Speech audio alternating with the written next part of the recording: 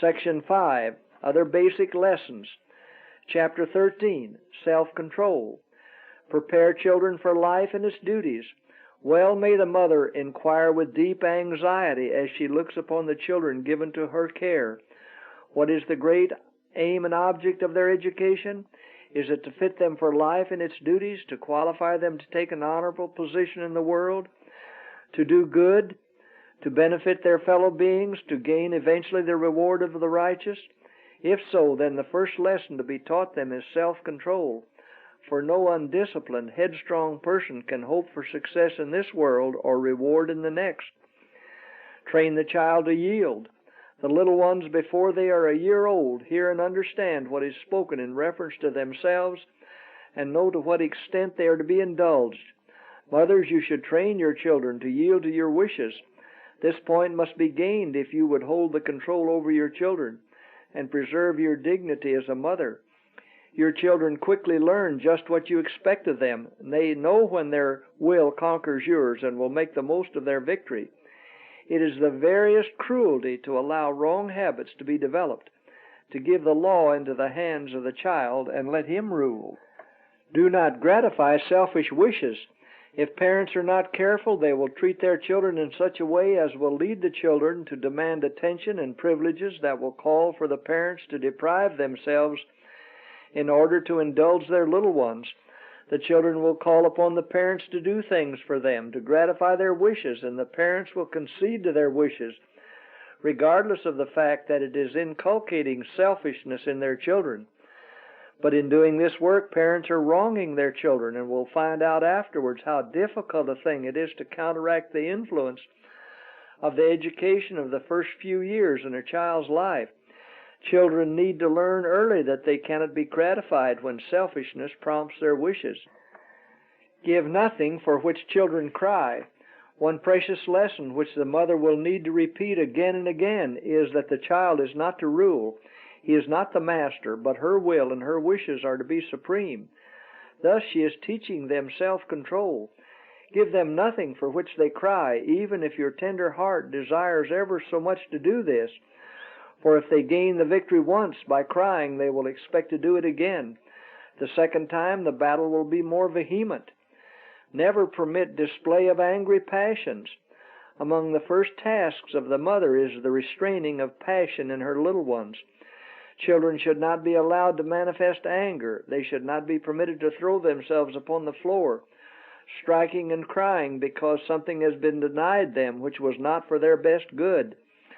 I have been distressed as I have seen how many parents indulge their children in the display of angry passions.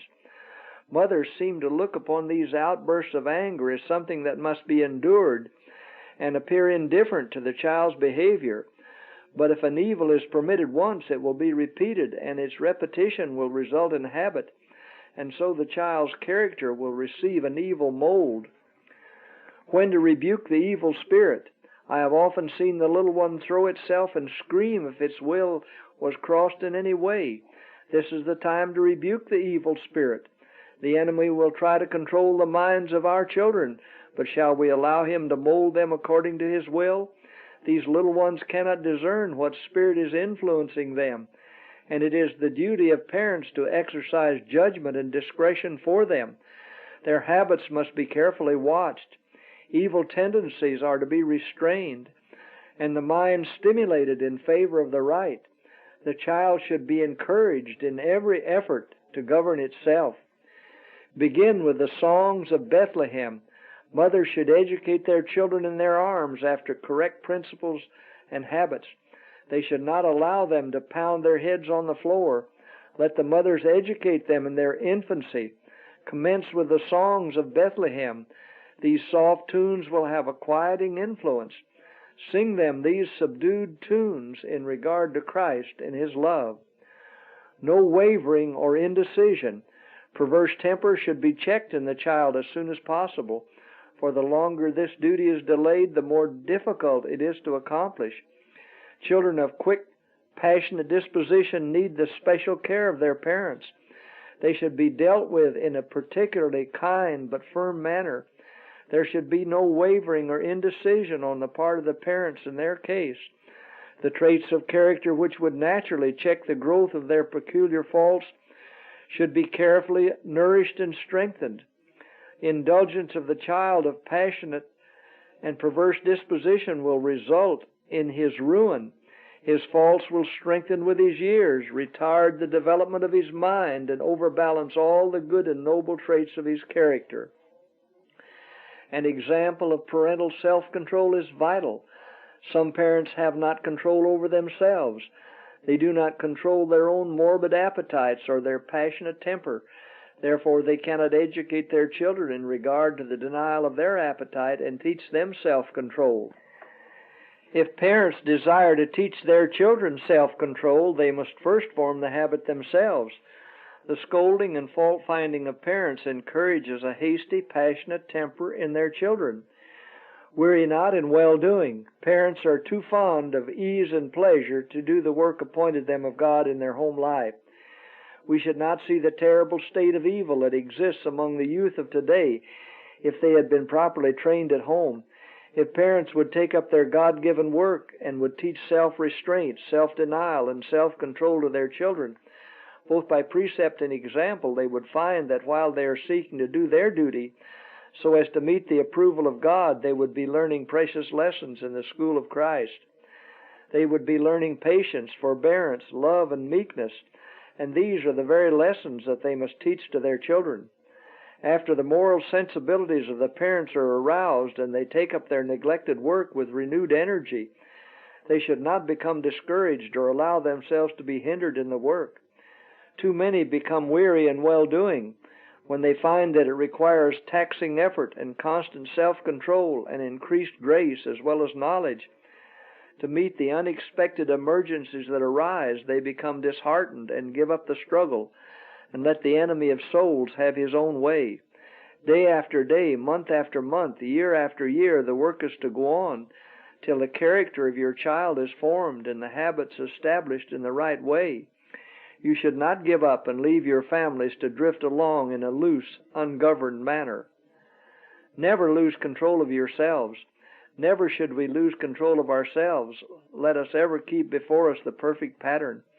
It is a sin to speak impatiently and fretfully or to feel angry, even though we do not speak. We are to walk worthy, giving a right representation of Christ. The speaking of an angry word is like flint striking flint. It at once kindles wrathful feelings. Never be like a chestnut burr. In the home, do not allow yourself to use harsh, rasping words. You should invite the heavenly guest to come into your home, at the same time making it possible for him and the heavenly angels to abide with you. You should receive the righteousness of Christ, the sanctification of the Spirit of God, the beauty of holiness, that you may reveal to those around you the light of life. He that is slow to anger, says a wise man, is better than the mighty, and he that ruleth his spirit than he that taketh a city. The man or woman who preserves the balance of the mind when tempted to indulge passion stands higher in the sight of God and heavenly angels than the most renowned general that ever led an army to battle and to victory.